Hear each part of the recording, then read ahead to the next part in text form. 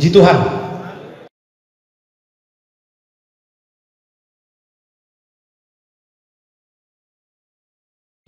Korintus 4 ayat 7 sampai 12. Saya akan bacakan, kita mau perhatikan sama-sama demikian firman Tuhan.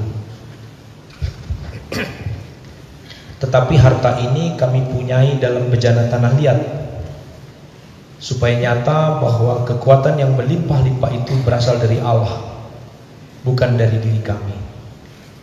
Dalam segala hal kami ditindas namun tidak terjepit, kami habis akal namun tidak putus asa, kami dianiaya namun tidak ditinggalkan sendirian, kami dihempaskan namun tidak binasa. Kami senantiasa membawa kematian Yesus di dalam tubuh kami, supaya kehidupan Yesus juga menjadi nyata di dalam tubuh kami. Sebab kami yang masih hidup ini terus-menerus diserahkan kepada maut karena Yesus, supaya juga hidup Yesus menjadi nyata di dalam tubuh kami yang fana ini. Maka demikianlah maut giat di dalam diri kami, dan hidup giat di dalam kamu. Puji Tuhan.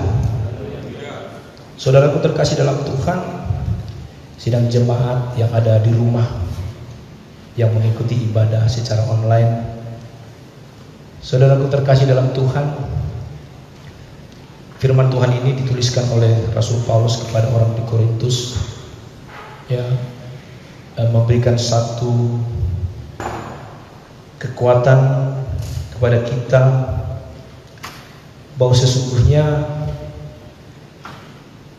tubuh kita ini sangat penting, dan sesungguhnya tubuh kita ini adalah aset kerajaan Allah. Ada begitu banyak orang kurang memperhatikan tubuhnya. Orang berbicara, ya, hidup rohani, kita pelihara, kita perjuangkan hidup rohani, kita perjuangkan iman percaya kita, tapi Alkitab juga sebenarnya mengajarkan kepada kita bahwa kita harus memperhatikan tubuh kita, karena tubuh kita adalah sesuatu yang sangat penting dan menjadi aset yang penting, ya, bagi kerajaan Allah. Dan Rasul Paulus mengingatkan kepada kita, ya, di dalam perikop ini, bahkan di dalam satu rangkaian ayat yang sudah kita dengarkan tadi, bahwa, ya, tubuh kita ini sesungguhnya adalah tubuh yang fana. Tubuh kita ini adalah tubuh yang ringkih, tubuh yang lemah. Tapi di dalam kelemahannya itu sesungguhnya, ya, Tuhan, ya, sesudah kita menerima Yesus sebagai Tuhan dan Juru Selamat kita, sesudah kita diselamatkan oleh Tuhan Yesus, bahwa Tuhan menyimpan harta yang kekal di dalam tubuh kita ini. Kita perlu sadar dan memahami, saudaraku terkasih dalam Tuhan, bahwa saya dan saudara ada di tempat ini bukan main-main. Saya dan saudara ada di tempat ini karena sesungguhnya kita sudah terima Yesus. Tempat ini bukan tempat wisata, walaupun ada di kota wisata. Tempat ini adalah tempat beribadah. Dan sesudah kita terima Yesus sebagai Tuhan dan Juru Selamat kita, ya, Rohnya ada diam di dalam kita. Dan oleh karena Rohnya diam di dalam kita, kita perlu pahami bahwa saat itu juga Tuhan menyimpan harta yang kekal di dalam tubuh kita ini. Dan ini yang perlu kita pahami, ini yang perlu kita sadari, sehingga oleh karena itu kita tidak boleh bermain-main dengan tubuh kita, siapapun kita. Karena sesungguhnya saudaraku terkasih dalam Tuhan, di dalam perjalanan hidup kita, sebelum kita sampai kepada kota perjanjian, kota yang diidam-idamkan oleh Abraham, yang sering saya katakan itu, kota yang kita idam-idamkan itu, sesungguhnya kita sedang berjalan, ya, sampai ke sana. Dan tentu ini menjadi harapan kita. Kenapa kita datang ke gereja saat ini beribadah? Kan karena itu di dalam proses kita menuju ke sana. Sehingga saudaraku terkasih dalam Tuhan, di dalam perjalanan menuju kota yang kita idam-idamkan itu, ya, kita harus terus berjuang. Nah, Di dalam perjuangan ini, saudara terkasih dalam Tuhan, sering saya katakan bahwa paling tidak ada dua bagian daripada tubuh kita ini ya, yang akan diserang oleh iblis. Yang sering saya katakan, pertama dia akan serang pikiran kita, ya, pikiran. Yang kedua, tubuh kita. Nah, saudaraku terkasih dalam Tuhan, pikiran kita, saudaraku, ya, ini yang akan mempengaruhi hidup kita. Ya. Apa yang kita pikirkan, itu yang kita laksanakan. Makanya kalau ada orang-orang dunia bilang, seperti apa hidup kita itu, ya karena itu yang kita pikirkan. Apa yang kita pikirkan, itu yang menjadi keluar, itu yang menjadi output. Selama kita hidup di dalam dunia, saudara terkasih dalam Tuhan, ya makanya Alkitab bilang milikilah pikiran Kristus. Karena iblis, sudah pernah saya khotbahkan juga di sini, dia tidak memiliki kekuatan apa-apa untuk mengganggu kita. Iblis tidak memiliki power apapun kecuali apa? Kecuali tipu muslihat. Hanya itu saja. Dan itulah yang dia pakai senjatanya untuk memperdaya kita. Ya. Karena sesungguhnya saya dan saudara memiliki kekuatan dari Tuhan Yesus.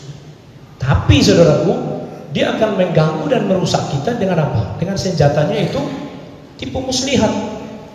Ya, iblis itu dari bahasa Yunani juga ya, dipakai kata diabolos yang berarti pemfitnah, penuduh.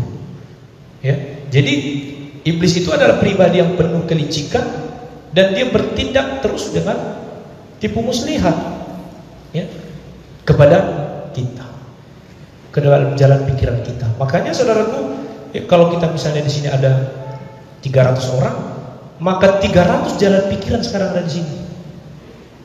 Ketika saya berkhotbah seperti ini pun ada 300 jalan pikiran sekarang yang sedang melihat saya dan mendengar saya.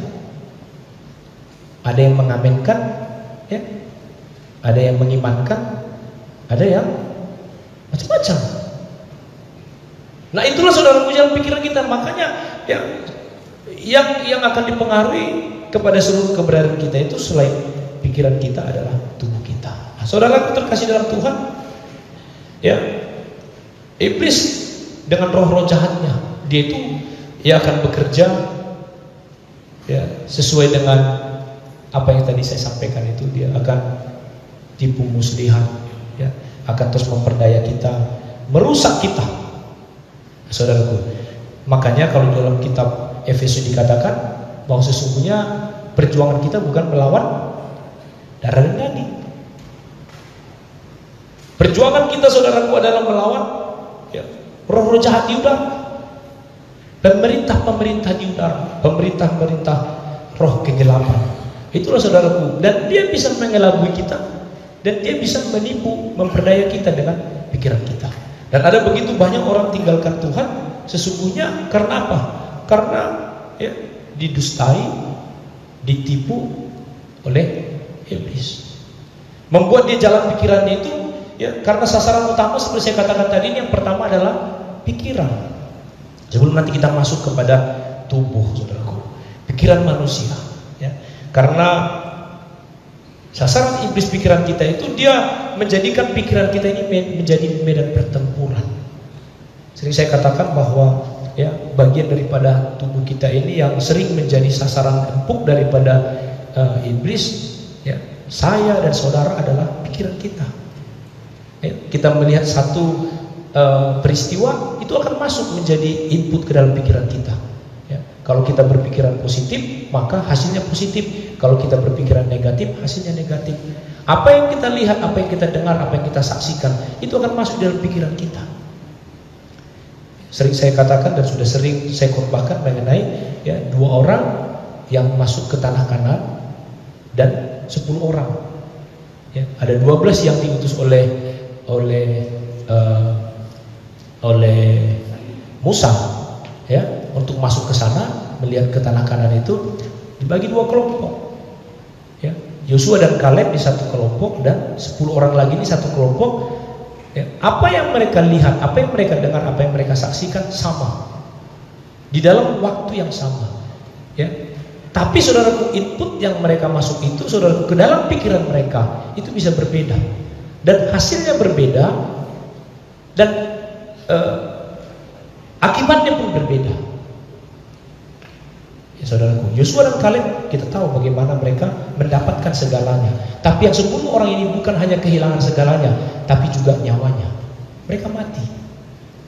Karena apa, saudaraku? Itulah beratnya pikiran itu, saudaraku terkasih dalam Tuhan, mempengaruhi seluruh keberadaan kita. Dia akan menyerang pikiran kita dengan dusta-dustanya, mengerampi kita dengan ide-ide, ya, informasi, dengan imajinasi-imajinasi, ya, yang akan bertentangan dengan kebenaran firman Tuhan. Dan inilah saudaraku yang semakin berat, ya, apalagi sekarang zaman now, ya, dengan anak-anak remaja, anak-anak muda ini, saudaraku, ya, bukan hanya yang dunia nyata sekarang masuk dalam pikiran mereka, bahkan dunia maya pun masuk dalam pikiran mereka, ya, dengan menonton YouTube, apa sekarang, medsos, segalanya, ya, di handphone itu, ya. Mulai dari sebelum tidur, sedetik sebelum tidur yang dipegang apa? Handphone. Sedetik setelah bangun yang dipegang apa? Handphone. Dan itu masuk, saudaraku, dalam pikiran mereka. Dan sesungguhnya, saudaraku terkasih dalam Tuhan, sadar atau tidak sadar bahwa jemaat, ya, gereja sedang dirusak dengan cara tipu muslihat iblis untuk mempengaruhi iman percaya kita. Ya. Dia akan menggunakan senjata ini, ya. Dan kita sudah lihat bagaimana, ya, iblis mempengaruhi Adam dan Hawa di dalam Taman Eden. Sesungguhnya, ya, yang dia pakai apa? Tipu muslihat. Kita bisa baca dalam kitab Kejadian itu. Ya. Iblis mendustai. Iblis membuat Hawa meragukan firman Allah. Nah, saudaraku, kalau ada di antara kita yang mulai ragu dengan firman Allah, coba baca itu kitab Kejadian. Kitab Kejadian 3. Bagaimana proses ini, saudaraku, iblis sangat lihai mempermainkan pikiran kita. Sampai kemudian, ya, karena tujuan utama iblis itu mendustai kita. Tujuan utama iblis itu, ya, agar kita manusia menjadi buta terhadap kehendak Allah. Dengan bagaimanapun caranya, cepat atau lambat, dia akan memengaruhi kita di dalam alam pikiran kita dengan ide-ide, dengan imajinasi-imajinasi, dengan informasi-informasi, ya, yang akan mengelabui kita dengan tujuan apa? Agar manusia itu buta terhadap kehendak Allah. Manusia itu menjadi ragu kehendak Allah. Manusia itu menjadi ragu terhadap firman Tuhan. Itu saja. Sesudah itu, saudaraku, maka kita mulai meragukan, menyangkal firman Allah, ya, mulai ragu, menyangkal kehendak Allah, dan mulailah di situ manusia akan berjalan di dalam kegelapan. Manusia mulai tersesat dan akan menuju ke jurang maut. Itu saja, saudaraku. Dia tidak memiliki kekuatan apa, hanya itu saja dalam pikirannya. Dalam pikiran kita akan kita dipengaruhi. Akan dipengaruhi. Sampai akhirnya kita buta akan kehendak Allah. Kita tidak lagi mau percaya kepada firman Tuhan. Kita meragukan firman Tuhan. Setelah itu maka kita akan menjadi tersesat. Tidak ada lagi petunjuk, tidak ada lagi arahan daripada kita. Itulah, saudaraku, ya, maka Rasul Paulus menasihati kita agar kita tidak bodoh, supaya kita mengerti kehendak Allah. Coba kita lihat di dalam Efesus 5 ayat 17. Ya. Dikatakan, sebab itu janganlah kamu bodoh, tapi usahakanlah supaya kamu mengerti kehendak Tuhan. Karena Paulus sendiri, saudaraku, melihat di tengah-tengah sidang jemaat itu ada begitu banyak orang-orang, ya, di tengah-tengah sidang jemaat di gereja Efesus ini, mereka menjadi mulai hilang pengertiannya untuk mereka bisa mengerti kehendak Allah. Karena kehendak Allah bukan suatu kewajiban saja, tapi kehendak Allah itu, ya, suatu yang harusnya menjadi kebutuhan utama kita. Dan itu kita bisa mengerti, itu kita bisa dapatkan kalau kita tetap percaya firman Tuhan. Puji Tuhan. Inilah saudara terkasih dalam Tuhan. Nah, jika iblis berhasil membutakan kita terhadap kehendak Tuhan, maka saudaraku, seperti saya katakan tadi, kita menjadi orang yang tersesat, ya, kemudian kita hidup dalam kegelapan dan kita sedang menuju kepada jurang maut. Dan percayalah saudaraku, kemudian setelah itu dia akan merampok kita habis-habisan, merampok segala berkat yang Tuhan sedang siapkan, merampok segala berkat yang Tuhan sudah siapkan bagi kita, dan kita akan menjadi orang Kristen, anak Pentakosta yang kehilangan damai sejahtera. Kita menjadi orang Kristen yang kehilangan kuasa Allah. Kita menjadi orang Kristen yang hidupnya tidak lagi di dalam damai sejahtera yang daripada Tuhan. Hidup di dalam kekalutan, hidup di dalam keputusasaan, ya. Hidup di dalam kebimbangan. Nah, saudaraku terkasih dalam Tuhan, bagaimana dengan kondisi ini? Makanya saudaraku terkasih dalam Tuhan, Alkitab katakan supaya kita memiliki pikiran Kristus. Karena sesungguhnya saudaraku, ya, ini yang harus kita pelihara. Dengan apa? Dengan belajar daripada firman Tuhan. Dengan kita terus, ya, mematahkan siasat si iblis. Firman Tuhan katakan, ya, lawanlah si iblis. Ya. Merendahkan hati kita. Karena sesungguhnya saudaraku, Alkitab juga katakan bahwa orang-orang yang bebal, orang-orang yang angkuh, orang-orang yang tinggi hati, inilah saudaraku yang lebih mudah, ya, dipengaruhi, lebih mudah mendapatkan pengaruh dari tipu muslihat si iblis. Karena memang, ya, seperti apa yang dilakukan oleh iblis terhadap Tuhan Yesus di dalam Matius pasal yang ketiga itu, ya, bahwa Tuhan Yesus diangkat supaya tidak lagi merendahkan hati, diangkat supaya menjadi orang-orang yang angkuh, menjadi orang-orang yang tinggi hati. Dan manusia sering jatuh di sana, saudaraku. Sering saya katakan bagaimana, kenapa orang susah merendahkan hatinya. Orang susah merendahkan hatinya karena terlalu tinggi menilai dirinya. Nah, ini saudaraku menjadi jebakan-jebakan. Kalau orang dunia bilang jebakan apa? Jebakan Batman. Harus naik jebakan Batman. Saya lihat petala komando jebakan Batman.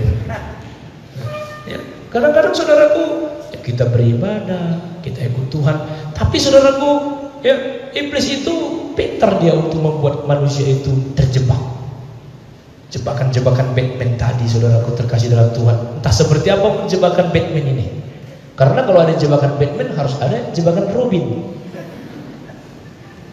Itu teh aloni si Batman. Batman, Robin. Wah, mau sih jebakan ini Robin on. Tapi saudaraku terkasih dalam Tuhan, yang saya mau sampaikan, ya, marilah kita saudaraku, ya, merendahkan hati kita, ya. Jangan sampai kita mau digelabui oleh iblis bahwa, ya, untuk kita tidak mengerti kehendak Tuhan di dalam firman-Nya. Ya, supaya pikiran kita. Nah, inilah saudaraku terkasih dalam Tuhan yang menjadi tugas kita. Sepanjang kita hidup di dalam dunia ini, ya, sampai kepada kota yang kita idam-idamkan itu, mari terus kita perjuangkan. Pikiran kita, ya, milikilah pikiran Kristus. Jika iblis merasa gagal memperdaya pikiran kita, oh, ya, sama seperti Joshua dan Kaleb, ya, iblis berusaha menggagalkan. Kita tidak bisa membayangkan kalau 12 orang itu, 12-nya itu saudaraku tidak percaya kepada janji Tuhan. Ya, hari Rabu kemarin saya berkhotbah tentang janji Tuhan. Ya, bagaimana sesungguhnya saya dan saudara itu bisa berjalan bersama-sama dengan Tuhan karena kita memiliki ikatan janji.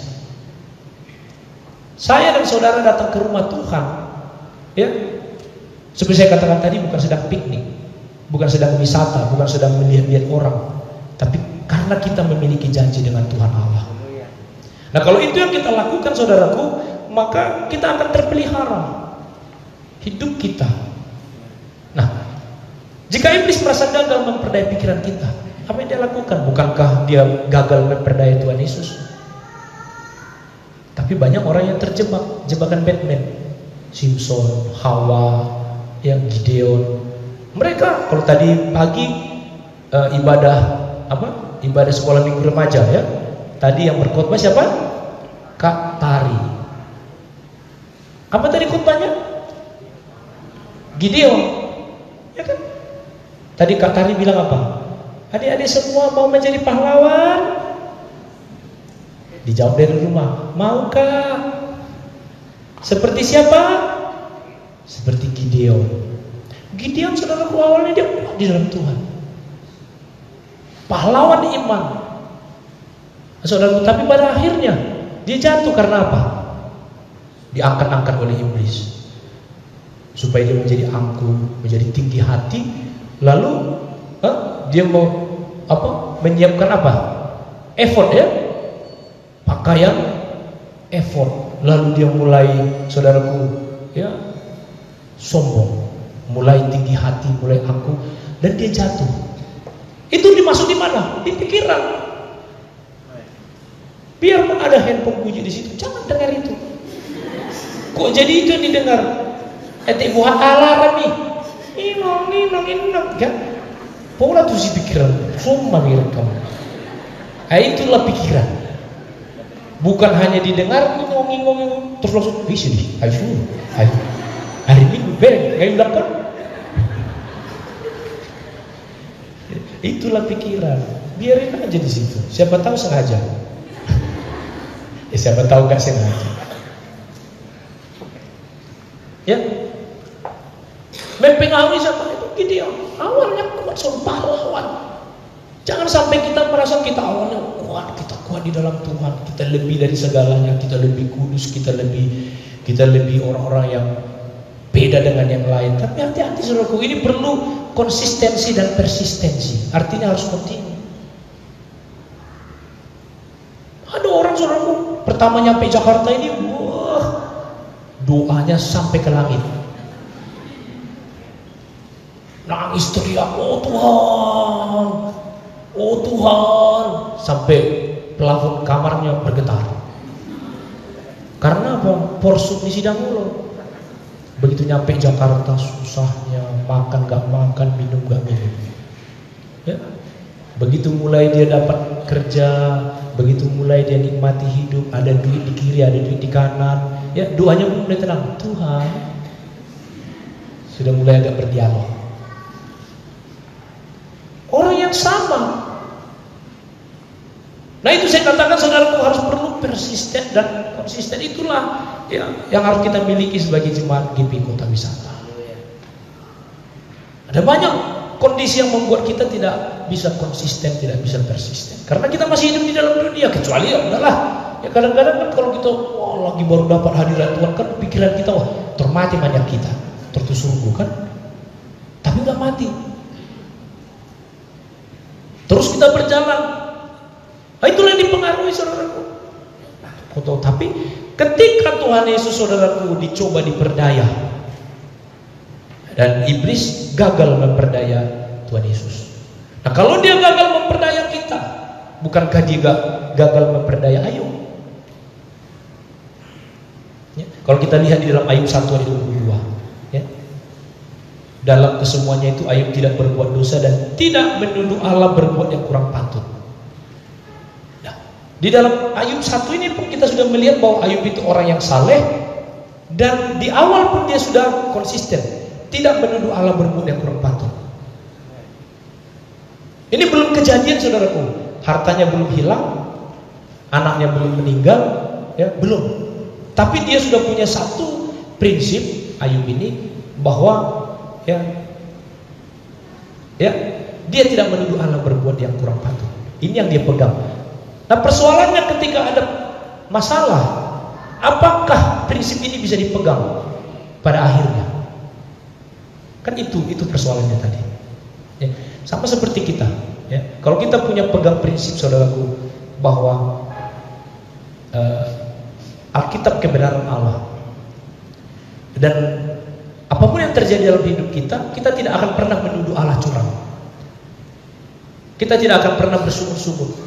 Tidak akan pernah, ya kita akan percaya saja bahwa semuanya oleh karena karunia Tuhan, oleh karena berkat Tuhan. Mungkin karena belum ada kejadian, tapi di dalam perjalanan ada kejadian saudara.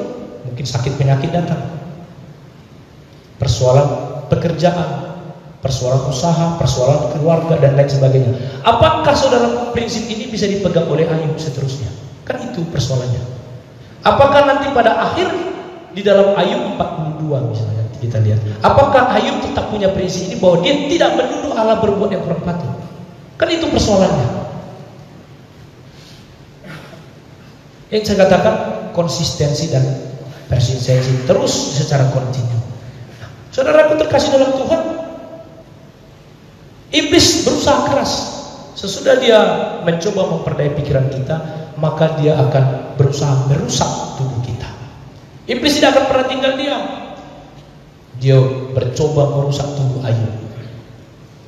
Ya, Tuhan tahu terbatasnya Ayub, tapi Tuhan tahu juga kekuatan Ayub. Sampai Tuhan kemudian izinkan iblis untuk menjamah Ayub, asalkan jangan kau ambil nyawanya. Negosiasi saudaraku. Karena iblis pikir aku akan hantam pikirannya, aku akan rusak tubuhnya. Nah, itu saja saudaraku. Dalam kehidupan kita, pikiran kita dan tubuh kita ini akan terus diserang. Nah kemudian akhirnya Ayub dijamah oleh iblis. Lalu firman Tuhan kita baca, ya, sekujur tubuh Ayub kemudian mengidap penyakit yang menjijikan itu. Ya, bau. Kita tidak tahu jenis penyakitnya apa itu saudaraku. Sampai teman-temannya hanya ya akhirnya ya, semuanya membuli dia lah. Bahkan istrinya sendiri juga ikut kutukilah Tuhanmu, kata istrinya. Bayangkanlah saudaraku. Ya. Tapi apakah iblis sanggup mengalahkan Ayub sesudah dia mencoba mempengaruhi pikirannya dan juga mencabah tubuhnya? Nah inilah saudaraku pelajaran yang kedua yang bisa kita dapatkan hari ini, bahwa sesungguhnya seperti saya katakan tadi, bahwa tubuh kita ini adalah sangat penting. Ya, tubuh kita ini menjadi aset kerajaan Allah. Ya, karena apa? Ya, kalau pikiran kita sudah sering mendengarkan khotbah juga mengenai pikiran itu, ya pikiran Kristus, karena dia akan serang pikiran kita. Kita harus jaga, kita harus perjuangkan pikiran kita dengan pikiran-pikiran yang baik. Apa yang di mana ditulis itu? Apa yang baik, apa yang manis, apa yang sedang didengar, pikirkanlah itu. Puji Tuhan. Filipi berapa itu? Coba kita buka dulu. Apa yang Filipi? Coba kita lihat dulu Filipi 2 dulu ya. Filipi 2 ayat 5 ya. Filipi 2 ayat 5. Ada itu.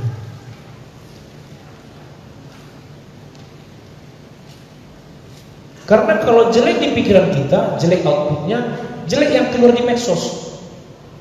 Lalu orang bilang, "Ai sini, jemat gibi kota wisata." Isi pendidikan. Benar nggak? Karena nggak mungkin saudaraku, ai sonari di medsos nama muara segalanya. Di medsos, di WA, di Facebook, isi nama muarana. Di situ akhirnya. Nah, apa yang keluar di sana itu kan karena apa yang ada di pikiranmu. Nah kalau itu yang kalian pelihara, itu yang saudara pelihara yang pikiranmu, nah engkau akan kehilangan kesejahteraan, engkau akan kehilangan segalanya, bahkan engkau akan kehilangan nyawamu, engkau akan kehilangan keselamatan. Itu yang harus kita pelihara. Dalam dunia sekarang ini kita hidup di dalam belantara, penuh kegelapan. Kadang-kadang kita tidak mengerti, tapi Tuhan tempatkan kita kepada satu situasi kondisi yang kita nggak ngerti. Kalau kita ikut ke sana, ikut perasaan kita, ikut pikiran kita, kita pun bisa terjebak. Tapi kita jangan mau ikut di sana. Kita perlu hati-hati. Ya saudaraku, kita perlu pikir. Nah di dalam Filipi 2 ayat 5 dulu lah ya. Hendaklah kamu dalam hidupmu bersama menaruh pikiran dan perasaan yang terdapat juga dalam Kristus. Jadi pikiran kita itu juga ya harus kita yang tempatkan. Jadi taruhkan saudaraku. Jadi pikiran itu memang kita perjuangkan. Ketika ada saudaraku pikiran-pikiran yang memang kita harus perjuangkan, karena kita harus menaruhkan pikiran dan perasaan Kristus itu dalam pikiran perasaan kita. Kita yang menempatkannya saudaraku. Ya. Makanya di dalam Apa tadi yang manis yang di mana itu tadi? Filipi 3 ayat 8. Ya? Hah? Filipi 4 ayat 8. Ya, Filipi 4 ayat 8 dikatakan apa? Jadi akhirnya saudara-saudara, semua yang benar, semua yang mulia, semua yang adil, semua yang suci, semua yang manis, semua yang sedap didengar, semua yang disebut kebajikan dan patut dipuji, pikirkanlah semuanya itu. Puji Tuhan. Puji Tuhan. Maka kalau itu yang kita pikirkan, itulah kita. Itulah keberadaan kita. Ya. Tadi malam, beberapa hari yang lalu saya mau berpikir dan mempersiapkan khotbah tentang karakter. Ya, tapi dalam beberapa hari ini berubah, saudaraku ya. Ya. Tapi nanti suatu saat karena ada hubungannya sebenarnya. Nah, kita menekankan mengenai ini karena tubuh kita dulu baru nanti ke karakter. Karena karakter itu sesuatu yang penting. Jangan sampai kita menjadi jemaat GP Kota Wisata, anak Pentakosta, ya, rajin ibadah tapi karakter nol atau mungkin minus. Jadi ini juga itu saudaraku, karakter kita, ya, itu semuanya karena ini, karena pikiran itu. Inilah yang harus kita pikirkan. Apa itu? Yang benar. Artinya jangan pikirkan yang gak benar. Ada amin? Apalagi yang kita pikirkan yang mulia. Jangan pikirkan yang gak mulia. Apalagi yang adil. Jangan pikirkan yang gak adil. Yang suci, jangan pikirkan yang gak suci. Yang manis, jangan pikirkan yang gak manis. Yang gak sedap didengar, yang gak disebut kebajikan, yang gak patut dipuji, jangan pikirkan itu. Tapi pikirkanlah ini. Saudara terkasih dalam Tuhan, nah, kalau ini gak bisa disentuh oleh iblis, maka dia akan menyentuh tubuh. Dia akan buat tubuh kita sakit, dia akan buat tubuh kita menderita, ya? Dia bikin lemah. Kalau kita baca sering saudara di Alkitab itu, ya bagaimana iblis merusak, membuat tubuh. Ada yang menjadi bisu, ada yang menjadi buta, ada yang menjadi lumpuh, ya? Ya, bahkan ada orang yang menyiksa tubuhnya sendiri, bahkan ada orang yang ya dipengaruhi oleh iblis untuk mendorong dirinya supaya bunuh diri. Banyak saudara untuk merusak tubuhnya. Itu pekerjaan iblis, saudara terkasih dalam Tuhan. Itu sangat berbahaya. Nah, saudara terkasih dalam Tuhan, ya, mengapa iblis berusaha keras merusak tubuh kita? Dia mempengaruhi pikiran kita supaya kita merusak tubuh kita. Karena sesungguhnya saudara seperti saya katakan tadi, ya, tubuh kita ini sangat penting dan tubuh kita ini adalah aset kerajaan Allah. Karena yang pertama saudaraku, firman Tuhan katakan bahwa tubuh kita ini adalah bait Allah. Puji Tuhan. Tubuh kita ini adalah bait Allah. Coba kita buka 1 Korintus 6. Waktu di dalam 2:10 malam juga sudah kita salah satu topik khotbah kita juga ini. Tapi coba kita buka lagi 1 Korintus 6. Ini penting saudaraku. Ini menjadi satu rema, menjadi perenungan bagi saya selama masa Covid ini. Ya, masa Covid, masa pandemi corona ini, Covid ini. Nah, sebenarnya apa sih yang saudara dapatkan selama Covid ini? Terakhir kita ibadah di sini 22 Maret. Tanggal 21 Maret kita ulang tahun ke 10 gereja. Terus itu hari Sabtu. Hari Minggunya tanggal 22 kita ibadah dan peletakan batu pertama, ya, gereja kita. Setelah itu kita nggak pernah ibadah lagi, di rumah, lockdown. Nah, selama 3 bulan setengah saudara di rumah, nggak kemana-mana, nggak ke gereja, nggak apa-apa. Apa yang saudara dapatkan?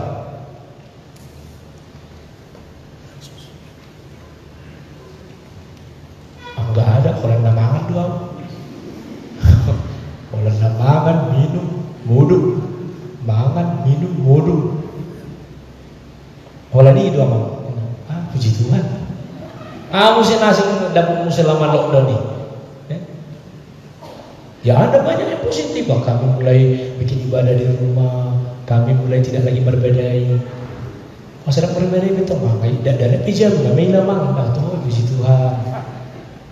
Apalagi, tapi satu saudara, kan masing-masing kita punya apa namanya, punya pembelajaran masing-masing. Ya nanti di rumah direnungkan lagi, jangan nggak berpikir lah. Ya 3 bulan ini coba apa sih yang Tuhan berikan pelajaran bagi kita selama kita dengan adanya COVID ini. Ya coba nanti dibikin di rumah, ditulis. Ya. Satu yang saya dapatkan saudaraku, ya mungkin bisa saya bagikan, bahwa dengan adanya COVID ini, ya orang jadi lebih memperhatikan tubuhnya. Ya, orang mulai memperhatikan tubuhnya, baik inner maupun out, baik dalam maupun luar. Dulu pernah sering saya bilang slogan dari satu vitamin, healthy inside, fresh outside. Ya, kalau sehat di dalam, segar di luar. Mulu pojok ibagasan, mecu di luar. Akhirnya semuanya betul. Akhirnya muncul metokan, masuk semua nasi buhim, semua terus berpikir. Karena butuhnya terus berpikir. Ya, kan supaya kita healthy inside, sehat di dalam, maka fresh outside, segar keluar. Jadi mulu tidak sehat di dalam, tidak sehat keluar. Kalau perut, usus 12 jari, usus kecil, usus besar. Kalau terus itu berpikir di dalam, keluar pun berpikir muka ini. Ini bila perlu cipata puasa. Itu kenapa kita puasa? Asal nak terus berpikir butuh. Jam 8 makan, jam 9 indomie, jam 11 biskuat, jam 1 makan siang, jam 3 bubur kacang hijau, jam 5 bakmi parapat, jam 7 makan malam, jam 11 perut nggak pernah berhenti berpikir, sehingga mukanya pun terus berpikir. Kira-kira semua ditentuk, ya. Maka perlu dijaga. Healthy inside, fresh outside. Jadi saudaraku, perlu dijaga tubuh. Contoh, kalau sekarang kan COVID belum hilang, COVID masih ada, dan kita tidak tahu 2-3 tahun lagi belum tentu karena vaksinnya belum ketemu. Artinya pemerintah mengajak kita, Badan Kesehatan Dunia pun mengajak kita, sudahlah, mari kita berdamai dengan COVID. Mari kita hidup dengan COVID, karena COVID tidak akan hilang.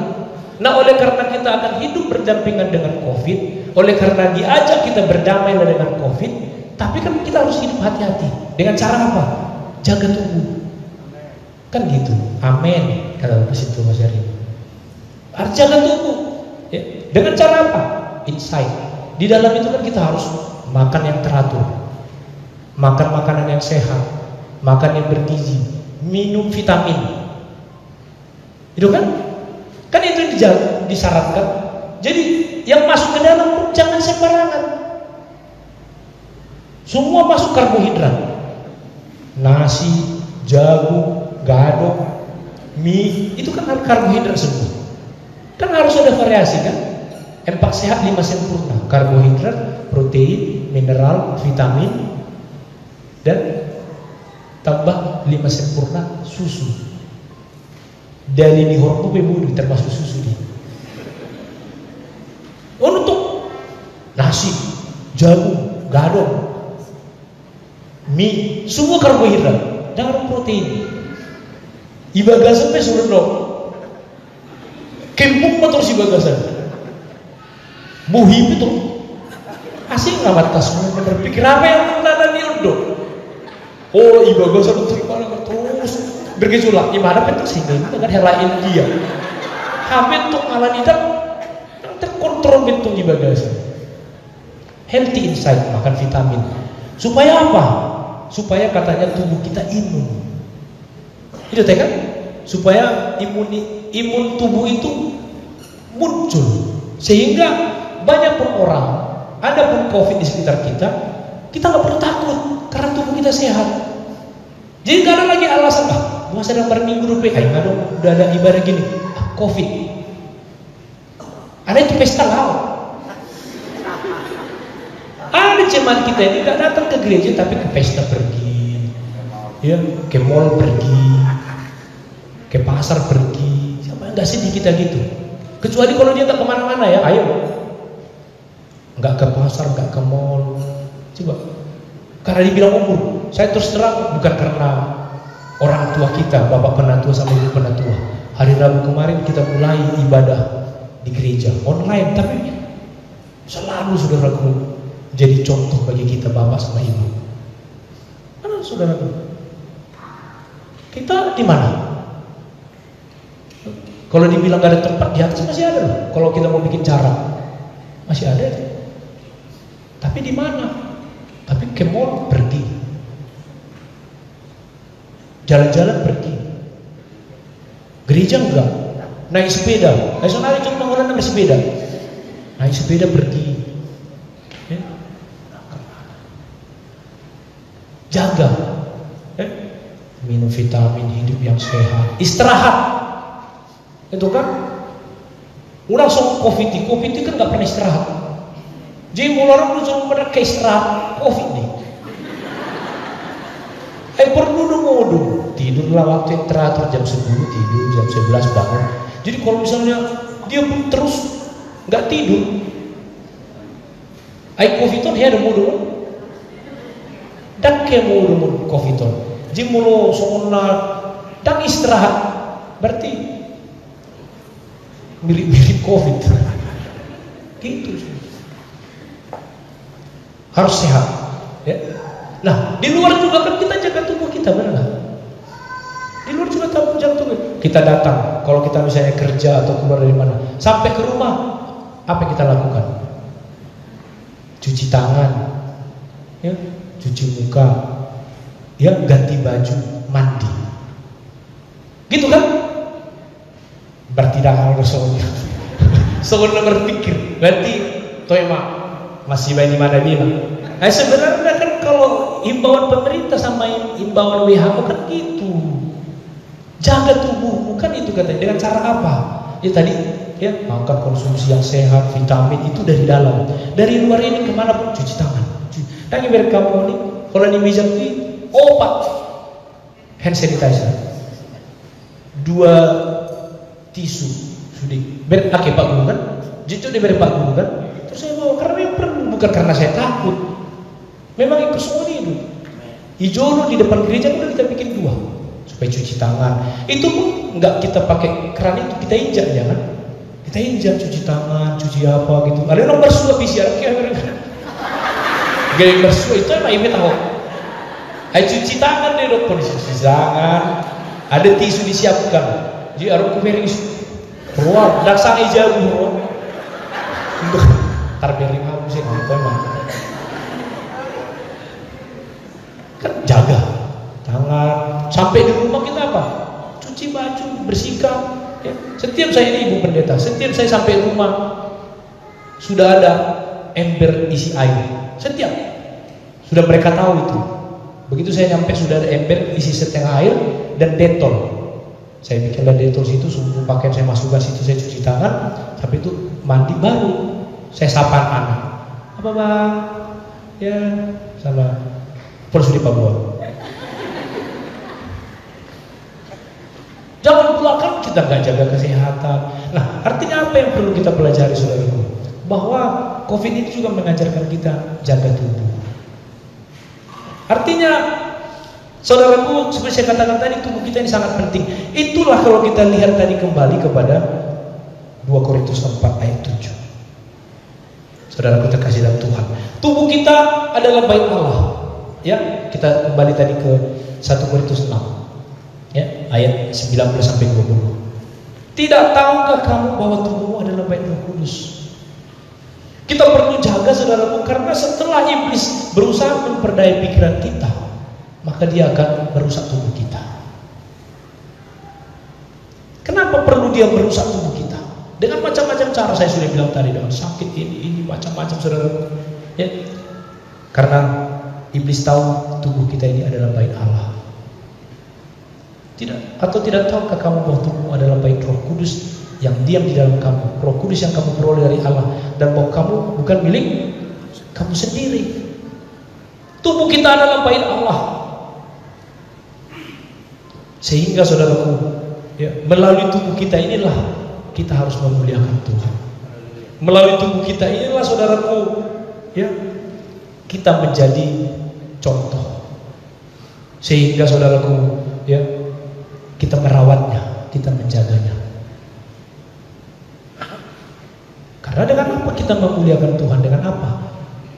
Yang datang ke gereja bukan tubuh kita. Yang menaikkan pujian bukan tubuh kita. Yang angkat tangan juga kan tubuh kita. Maka seluruh saudaraku, bahkan panca indera kita 5, itu semua harus kita kerahkan untuk apa? Untuk memuliakan Tuhan. Puji Tuhan. Itulah makanya iblis akan terus hati-hati. Dia akan merusak kita. Karena apa? Dia tahu tubuh kita adalah bait Allah. Nah, kadang-kadang saudaraku, kita sendiri yang merusak tubuh kita dengan macam-macam. Kita sendiri yang bisa mengevaluasi. Tapi hari ini COVID juga mengajarkan kita untuk kita menjaga tubuh kita, dalam dan luar. Karena tubuh kita ini, berbicara tubuh ini saudaraku yang mengalami sakit ini, panca ini, nggak ada yang lain. Jadi ketika nanti kita lihat di dalam 2 Korintus pasal yang keempat itu juga berbicara tubuh ini. Yang kedua saudaraku, kenapa iblis berusaha juga, ya, merusak tubuh kita ini? Karena tubuh kita ini adalah alat Allah. Puji Tuhan. Tadi itu bait Allah, tapi tubuh kita ini juga sebenarnya adalah perkakas Allah, alat Allah. Nah, kalau kita lihat di dalam Roma 6 ayat 12 sampai 13. Ini sudah jam 12. Masih bisa sedikit lagi? Bisa nggak bisa? Tanggung. Ya, sedikit lagi. Roma 6 ayat 12 sampai 13. Sebab itu hendaklah dosa jangan berkuasa lagi di dalam tubuh yang fana, supaya kamu jangan lagi menuruti keinginannya. Dan janganlah kamu menyerahkan anggota-anggota tubuhmu kepada dosa untuk dipakai sebagai senjata kelaliman. Anggota-anggota tubuhmu sebagai senjata, sebagai alat. Nah, tinggal saudaraku, kita mau milih mana? Apakah anggota-anggota tubuh kita ini kita pakai sebagai senjata untuk apa? Untuk diserahkan kepada Allah atau diserahkan kepada iblis? Jadi selain sebagai rumah, sebagai bait, tubuh kita ini juga adalah sebagai senjata. Dan serahkanlah anggota-anggota tubuhmu kepada Allah. Puji Tuhan. Untuk apa? Untuk menjadi senjata-senjata kebenaran. Puji Tuhan. Ya, kalimat terakhir itu. Dan serahkanlah anggota-anggota tubuhmu. Jadi tubuh kita ini saudaraku akan dirusak oleh iblis. Ya, supaya apa? Supaya kita tidak bisa lagi secara optimal, secara fit. Nah saudara, kalau saudara datang ke gereja ini tidak fit, tidak optimal, tidak segar, ya nyanyi pun saudaraku terpengaruh, ya lemas-lemas, ya. Kemudian juga itulah. Tapi kalau fit, main musik juga fit, singer juga fit, semua fit, yang berkhotbah fit, yang penerima tamu fit, semua fit, maka ibadah itu pun fit. Haleluya. Tapi kalau saudaraku lemas-lemas yang datang semua POP sana, ya kan, perda lebih si batang sapat tu roh musik singirna, berpikir, sena roh musik si patah tu kunci si patah F, tak kayak senyum, terus mecut, pemusik kan harus senyum, haleluya, haleluya. Tapi kalau semen musik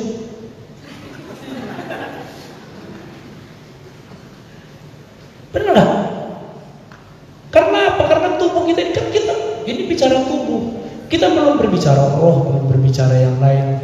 So, tubuh kita ini, seluruh keberadaan kita ini kan kita bisa melihat ini kan tubuh ini. Tubuh ini saudaraku ini akan dipakai sebagai senjata. Serahkanlah. Artinya itu perlu usaha, perjuangan dari kita untuk menyerahkan anggota tubuh kita ini menjadi senjata kebenaran. Harus sukacita. Karena ada orang begitu nanti kita selesai khotbah kita akan pulang, di situ baru dia semangat. Haleluya. Artinya balik. Harusnya kan di dalam ibadah itulah, mungkin 2 jam 3 jam di situ dia semangat hadirat Tuhan. Seluruh tubuhnya diserahkan untuk kemuliaan Tuhan. Selama ibadah ini. Jadi begitu nanti saya bilang Haleluya. Kita akan bangkit, kita akan pulang. Haleluya. Tapi gimana? Main mana segar? Ada senjata kelaliman. Senjata Allah itu tadi kita baca di dalam 2 Korintus 4 ayat 7 tadi, saudara. 2 Korintus 4 ayat 7. Tapi harta ini, harta kerajaan Allah, harta Tuhan itu disimpan dalam tubuh kita, di dalam bejana tanah liat. Kenapa tubuh kita disebut ya bejana tanah liat? Disimpan di sini. Tapi Tuhan simpan hartanya, kekayaannya, kemuliaannya itu di dalam tubuh saya dan saudara. Sehingga kita harus menjaga ini, saudaraku. Walaupun tubuh kita ini tubuh tanah liat, tubuh yang ringkih, tubuh yang lemah, tapi firman Tuhan katakan Tuhan menyimpan harta hidup yang kekal itu di dalam tubuh saya. Tuhan sedang menyimpan harta hidup yang kekal itu, harta kerajaan surga itu di dalam tubuh saudara. Setelah kita terima Yesus, maka Tuhan tempatkan harta itu di dalam tubuh kita. Sadar atau tidak sadar, sesungguhnya saudara, tubuh kita ini sekarang di dalamnya itu ada harta kerajaan Allah. Kita tidak boleh bermain-main dengan tubuh kita. Walaupun tubuh kita ini seperti bejana liat yang lemah, yang sederhana, tapi disinilah disimpan harta yang mulia itu. Puji Tuhan.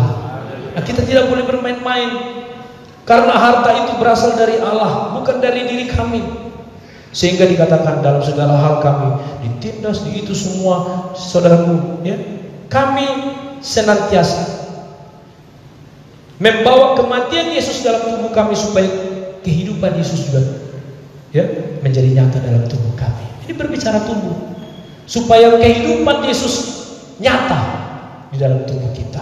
Sebab kami yang masih hidup ini terus-menerus diserahkan kepada maut karena Yesus, supaya juga hidup Yesus menjadi nyata dalam tubuh kami yang fana ini. Saudaraku terkasih dalam Tuhan, ya, inilah yang menjadi perenungan bagi kita, bahwa kita harus menjaga tubuh kita ini. Iblis akan terus mau menghancurkannya, terus akan melemahkan kita, ya. Tapi percayalah bahwa dengan kesadaran kita bahwa Tuhan sudah tempatkan hartanya di dalam tubuh kita ini, kita harus menjaganya. Penderitaan, persoalan akan datang, tapi kalau kita mau bangkit terus, saudaraku, untuk kita boleh menjaganya, ya, seperti di dalam ayat 12 dikatakan, maka demikianlah mau giat di dalam diri kami dan hidup giat di dalam kamu. Artinya, saudaraku, di dalam kita menjaga pikiran kita, di dalam kita menjaga tubuh kita menjadi alat kemuliaan Tuhan, akan ada persoalan, akan ada penderitaan, akan ada masalah, tapi percayalah, sesungguhnya Tuhan akan memberikan kekuatan kepada kita. Tidak melebihi dari penderitaan, tidak akan melebihi dari persoalan. Karena ketika kita menjaga harta Allah di dalam tubuh kita ini, akan ada persoalan masalah. Itu dikatakan oleh Rasul Paulus, ya, ditindas. Ya. Kadang-kadang, saudaraku, untuk ikut Tuhan, kadang-kadang kita merasa ditindas, ya. Kemudian kadang habis akal. Ya. Walaupun ditindas, tapi kami tidak terjepit, puji Tuhan. Walaupun kami habis akal, kadang-kadang gak mampu lagi kita berpikir, kayaknya seperti sudah jalan buntu, tapi kami tidak putus asa. Ya. Kami dianiaya, ya. Tapi kami tidak ditinggal sendirian, karena ada Tuhan, ada Roh Kudus yang akan menjaga kita. Puji Tuhan. Karena itu biarlah Tuhan yang memberkati kita, menyertai kita, sehingga dalam perjalanan kita ikut Tuhan, kita jaga pikiran kita jaga tubuh kita ini untuk terus menjadi kemuliaan bagi Tuhan. Kita semua bangkit berdiri. Kita akan naikkan satu pujian kepada Tuhan dan kita akan masuk di dalam doa. Haleluya.